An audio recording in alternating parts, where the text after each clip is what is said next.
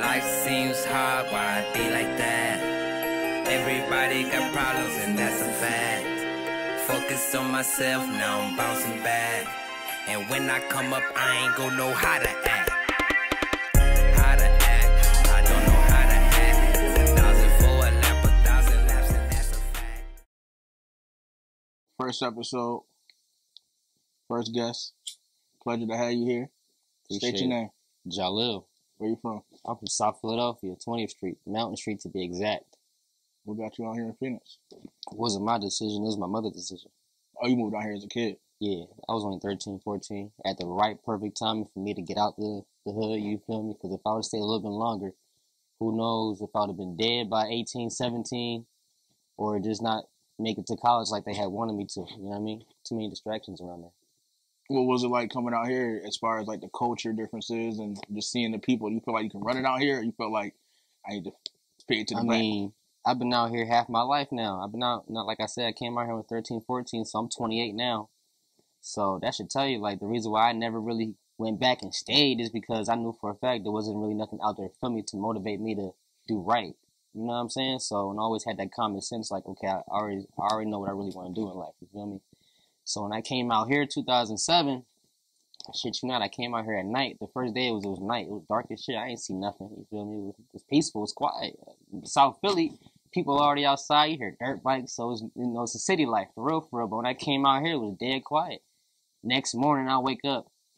I don't know where I was at. Next morning, I wake up. We take a little drive on the freeways. I'm like, yo, I'm seeing mountains around me. Like, what? Where am I at? Like, there's a mountain over there, mountain over here. We got palm trees. Is that a palm tree right here? I'm like, yo, I only see this type shit on TV. Like, if I'm looking at a Florida, like, scene or some type shit, you feel me? Or, like, some, like, L.A. type shit. But it was crazy when I first seen the difference. The atmosphere, the smell, the humidity, everything was just different. People's attitudes, the way they talk, culture, everything was a big change for me. So let's go back. 13, 14 years old, you just woke up and can breathe and slept was good. Wasn't no shots, no sirens. You just slept good. What do you think you about to do with the rest of your life at 13, 14 years old? What was your plan? Well, my first plan was, okay, I need to find some niggas. I need to find some people that I'm already used to. I need to find a basketball court. You know what I'm saying? Because before I even started doing anything, I was more balling. I was balling when I was young. You feel like a real basketball player. So the first thing I did was find a basketball court in the apartments we was in. They had a basketball court. And I noticed the environment was just totally different. I ain't see no niggas outside in the corner. Nobody wearing black hoodies. Nobody just looking around their shoulders. So I'm like, yo, where's everybody at? Like you. Yeah, I'm like, where's everybody at? And so I seen this white boy. He the first one hop on the court. And I'm like, damn, like, that's not normal. Because where I'm from, the hood, like, it wasn't like no white motherfuckers over there. Hell no, they wasn't really allowed. It looked weird. Because where I'm from is strictly niggas. Yeah, cops. Strictly. Like, okay, Chicago got an O block. Philly got an O block. It's called Ozone. It's only like 4 or 5 blocks long. Why? Ozone, for real. I ain't gonna lie to you. Look it up. But other than that, I seen this white boy hopping on the court playing ball. So I'm like, damn, I guess I'm gonna have to fuck around with this dude. You know what I'm saying? So he told me he was from Cleveland. And I'm like, oh, so you're not from here? He's like, nah, we just moved here. So I'm like, oh, so you just like me then. Trying to find your way out here brand new. Brand spanking new. You feel me? The next week later, we started middle school. Because in the East Coast, you start school in September. Out here, you start school in August. So we came here like mid-September, like mid-July. End of July. So you got robbed that summer. You was like, hey, I just got out here. I just got out here and I already got to go to school. Damn, all right, cool. I got to adapt real quick then. And then, so you came out here. You and the white boy still cool to this day? Yeah, I mean, I ain't gonna lie. Like me, I stepped into the scene like as if people already knew who I was. Like, I gave him that energy. I gave him that vibe, like, oh, he cool, he tight. You know what I mean? They couldn't really pronounce my name at first. Like, my name JAHLIL. Everybody called me JAHLIL. I'm used to I won't bite people like that because that's how it's pronounced. You know what I'm saying? But my name is JAHLIL. It's hyphenated. So, you know, people had to get used to me. I had to get used to them. When I came out here, I didn't know what a Mexican was at all. At all. I did not know what a Mexican was. Me neither. Me neither. Shit blew my head. I thought everybody was Italian, Chinese, Asian, Puerto Rican. So I'm like, okay. They're like, nah, I'm from over here, the bottom of the map. I'm like, South America? Like, nah, that's not South America. Brazil. I'm like, oh, that's Brazil. So what is this? They're like, that's Mexico. I'm like, what? Like, what is this? I like it. I mean, I did the same thing with the culture change and the culture shock. I couldn't have been that young, like being 13, 14. I was older. So, because like, that's really kind of, like, if somebody be like, where your core come from, do you think you got a more of a Philadelphia core? You think you got more of a Phoenix core? Like, you think your core of who you are, it go more in here or more in Philadelphia? Shit, I've been here so long, I'm more of a mixture.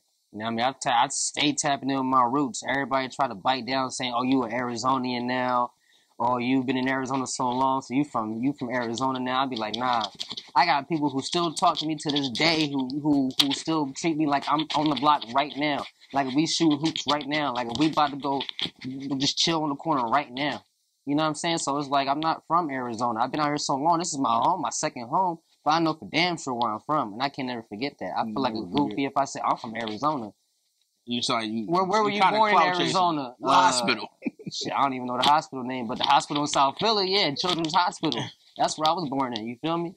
So, being here and being a musician, one thing about Arizona is a lot of people come from other places. There's really no identity when it comes to the music.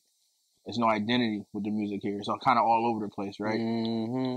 You got what made you even get into the music where there's a place, like, growing up, you know what I mean, in them teenage years, like, I grew up, we had Pop, we had Biggie. I'm from New York, so you getting those people. That's who you hear. Yeah, Pat Pooch, yep. Who do you have? What made you like, yo, he's so dope, I want to do this too, and start writing? Like, what motivated you? Mozzie motivated me the most to start biting down on this shit. Maybe even start like talking about like him a little bit, because I didn't watch, you know what I mean, how this nigga doing it, and it put me in a sense like, damn, I done did so much shit in these streets myself. I ain't gotta specifically say exactly what's going on, but as long as I can really rap and say what's going on, this shit is, I feel like I can do it. And before all this, I was already having like a little freestyle and flow myself, but I didn't take it no way serious like I am now. What year would you say that is? Because to me, being from the East Coast and being over here so long, Mozzie's a relatively new name to me. But for you to say Mozzie, I wouldn't think that this was something that was... So, I didn't start really like freestyling until 2017 after my son was born, because he was born in 2016. So pretty much when my son was born, I always had like, you know, a little bit of like free time or like whipping my son down. If I didn't want to play my Xbox, and I'm just, sometimes I'd be like, okay, cool, what can I do? Because now I got 2 kids at this point. So I'm like, I feel like I gotta do something to build an empire within the next 20, 30 years, because I feel like it was going to scare me if I'm out here working a 9 to 5 and they looking for applications too. I feel like my life would have been failure. Like, if I didn't set the bar high enough so that way they can see, like, okay, cool, my dad got this, I can go to my dad for this and my mom for this. That's what my mindset. So it was like 2016, I'm starting a little freestyling, and I'm walking around in my apartment, asking the, like, you know, people, like, hey, check this freestyle out. They like, hey, you got some flow behind you, you feel me? You know, my brother-in-law, my, you know, my sister boyfriend, you know what I mean? He would tell me the same shit, like, hey, bro, you can really rap. I was like, you think so? He's like, yeah, you should really push it. And I was like, all right, for sure. I'm going to see what I can do. And then, like, you know, 2 years of me just writing down, just me getting my bars up before I even go into a real studio, a real mic. I'm just freestyling. And the first time I hop on the mic was just different. I'm picturing myself, I'm like, damn, like, this is my first time doing this. I feel like I got many more days like this, too. You enjoyed it. Like, you had that, like, the first time you played basketball, feeling all over again, like, hold on. This is my court. Hold on. I get it. That's dope. I remember. That's dope. And it's funny because a lot of people come in and they be like, yo, I've been rapping since I was 5. I'm like, no, you wasn't.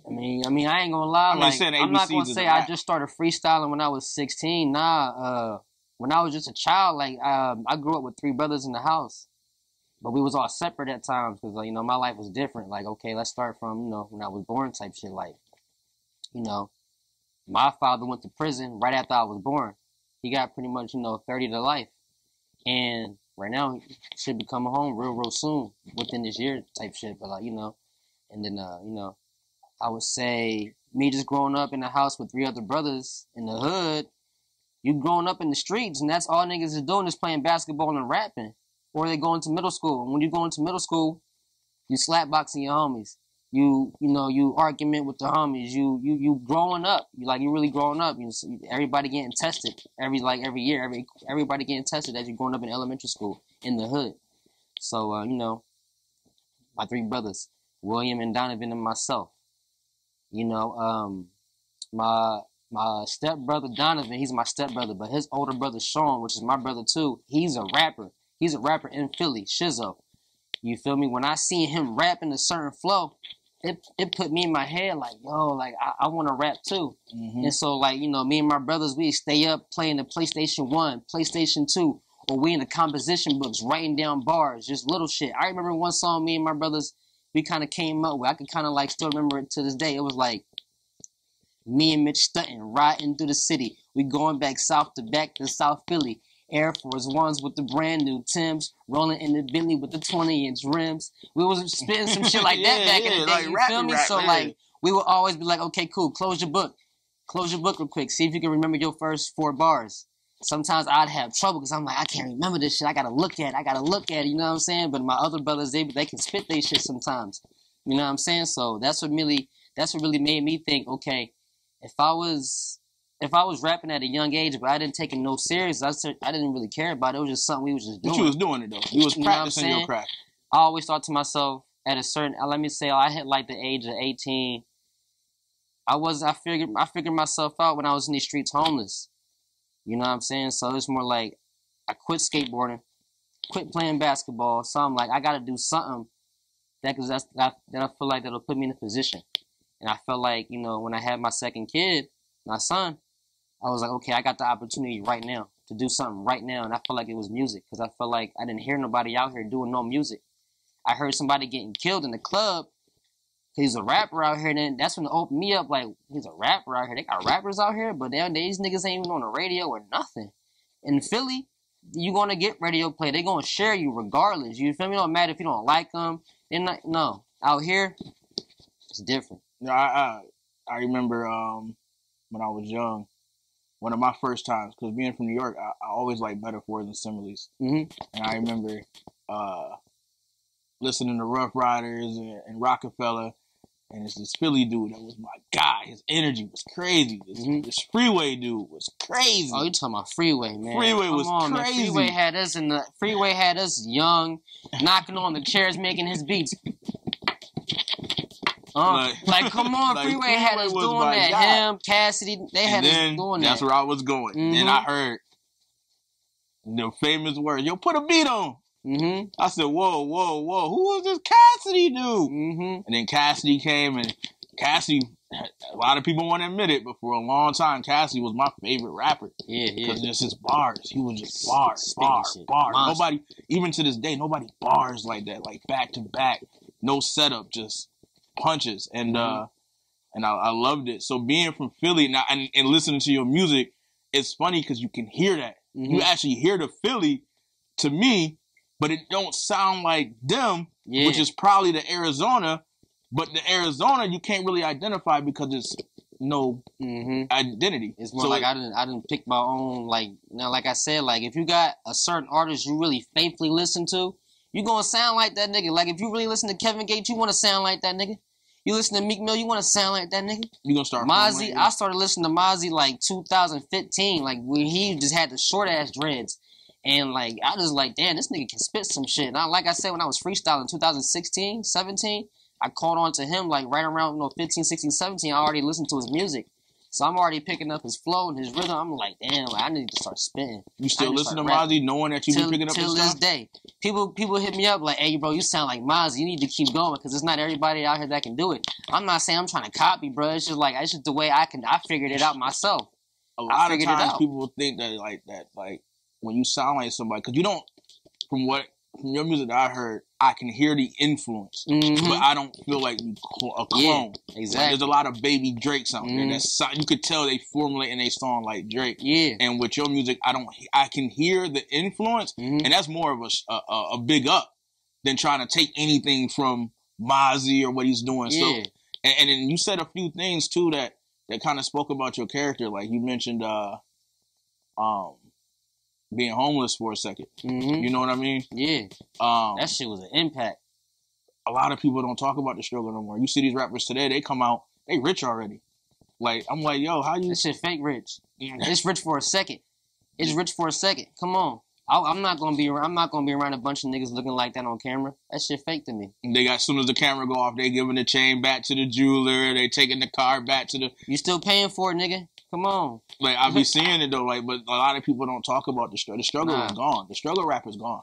Nah, like, let's say, like, I really hopped into the streets the day after my senior year. You know what I'm saying? With my mom, when I disappointed her, when I didn't graduate, I had all the credits. I had the credits to graduate high school, but the only thing that held me back was just taking the Ames test and passing it. I felt as though I didn't want to take that shit. So it was just like, nah, like, and then, you know, like, when I disappointed her and I seen the disappointment, you know, she just threw me to the streets. The day after graduation, she had my bags packed, duffel bags, said, hey, have a nice life.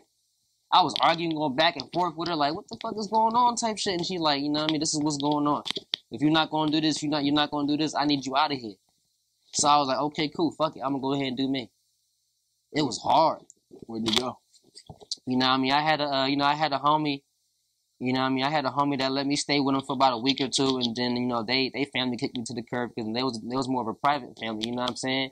And actually, the female in the family that I was staying with, she's a model out here. Her name's Yvette Doll. You know what I'm saying? I'm cool with her. You know what I'm saying? You know what I mean? So I was staying with their family. I'm cool with her brother. Because we was out there in the street doing, you know what I mean, doing our thing too. You know what I'm saying? So when I was out here doing it in the streets, you know, I got into tagging, graffiti. And already in high school, nobody really knew this shit. But if everybody really see me as a skater in high school, that's all I was doing. 8th grade, 9th grade, 10th grade, 11th grade, I was a skater. I skated my ass off only because of the fact that I didn't want to keep on getting in trouble in other ways. If I wasn't skating, I was getting in trouble. You can ask anybody. If JAHLIL couldn't come outside, that nigga was grounded. His mom put him on punishment for the whole summer. I'm not bullshitting. I'm stuck in my damn room in the apartment, and niggas is out there skating in the parking lot. I'm looking outside like, and they're like, hey, can he come outside? My mom like, nope, he in trouble. He can't come outside till October. And nigga, it's August right now. It's 8th grade. They not believing. They like, he gonna get out. Yeah, he gonna get out. So it's just like, you know, they wonder what I'm doing. I'm just like, I wouldn't tell them what I'm doing because it's like, I can't really tell y'all what a nigga be doing. You feel me? Like, because I don't want y'all to be doing. You feel me? Because I'd rather do shit on myself. You know what I mean? So, let me say, 10th grade was the first time I got arrested out here on a robbery charge. You know what I mean? It was at a store in Metro Mall. Believe that. Metro Center, man. That shit crazy, man. Metro Center. That's what really fucked it up at first. That's when I knew for a fact, like, damn, I think I'm going to be fucking up out here for some reason, bro. Like, if I wasn't focused on skating, I was fucking up. So skating was like a coping mechanism. Yes. And I was real good at skating. I got real good at skating. I'm talking about I put the ball down and I'm going to skate.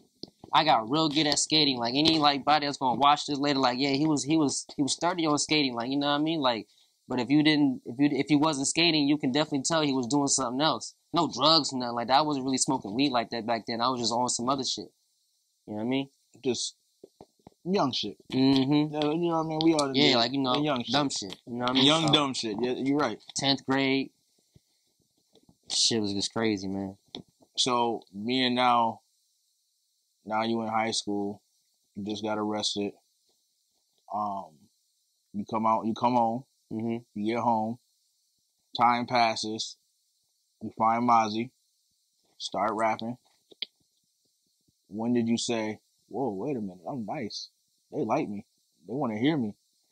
What made you say, like, yo, I could really do this for real? Mm-hmm. What made you say that?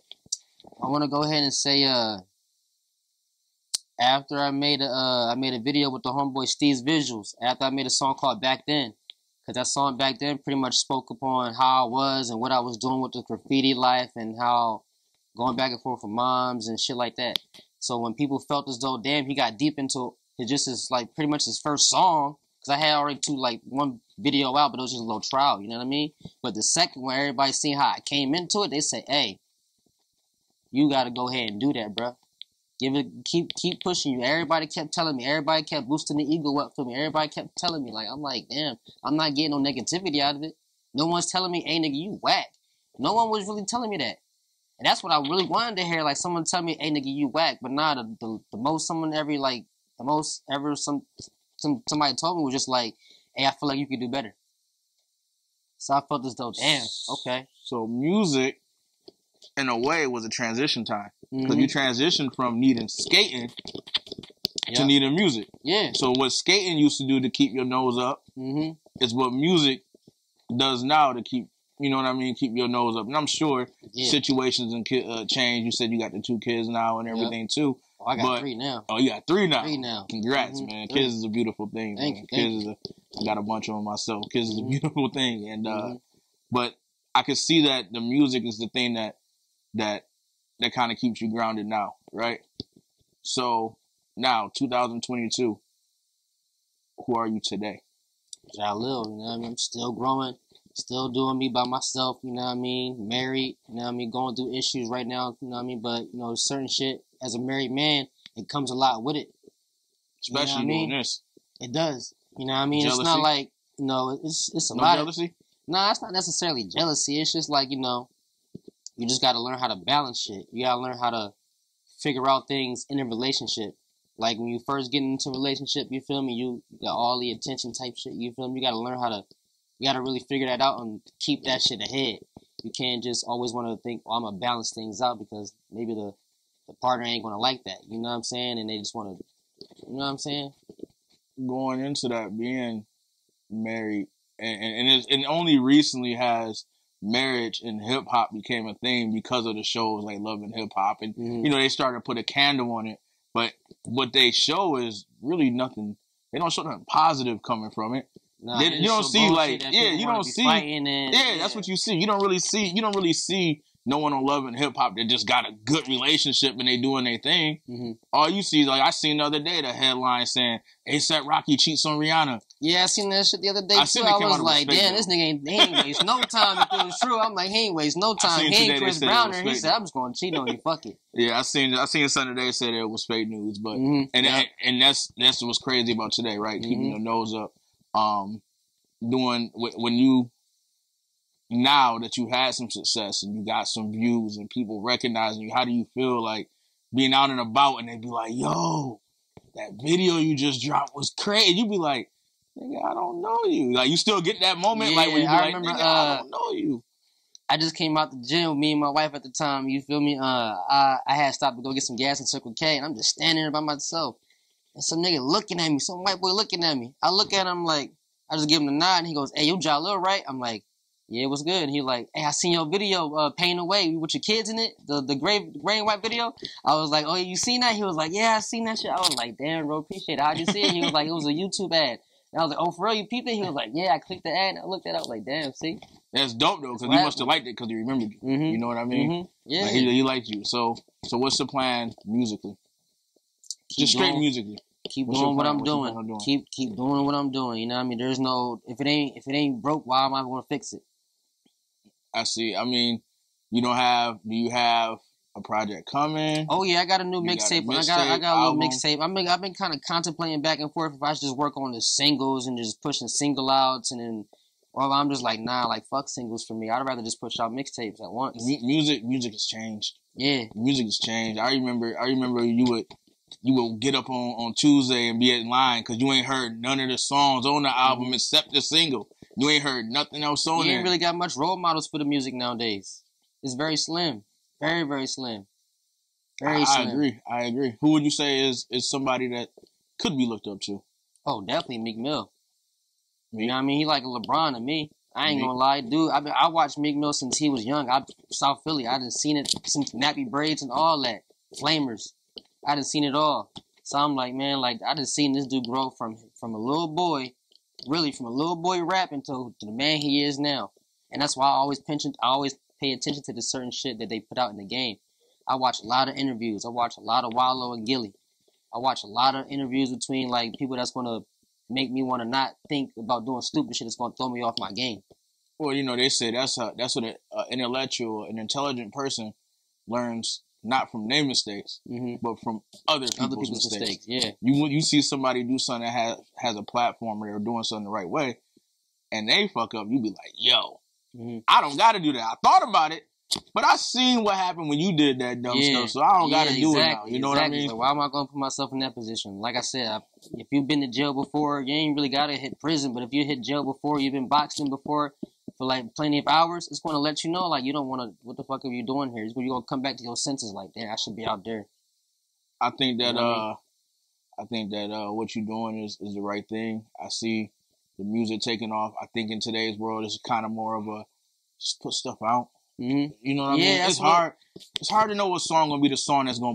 That's all it is. Like, I don't really care. Like I got content on my phone that I could put out, but at the same time, I just know it's not gonna be it. So I just trash a lot of shit. So at the same time, when I listen to a lot of mentors, and they always say the only way to do it is to keep dropping shit. It don't matter. So when I hear people say, "Oh, I got 200 songs," but in my vote I got 100 songs, 80 songs in my vote, I look at that shit like, yeah, all right. You know what I'm saying? I see why motherfuckers stay on Facebook. You know what I'm saying? Like you say you got 200 songs. Like, no, you wasted I don't believe that. You feel me, bro? Like. I barely got like 45 something, maybe like right now. They all out. You got to keep dropping them. What's the point of putting them in the vote? There's no point of having them vote. That's like unless you really gonna drop a project after project after project after project. But it's like you got the budget after that.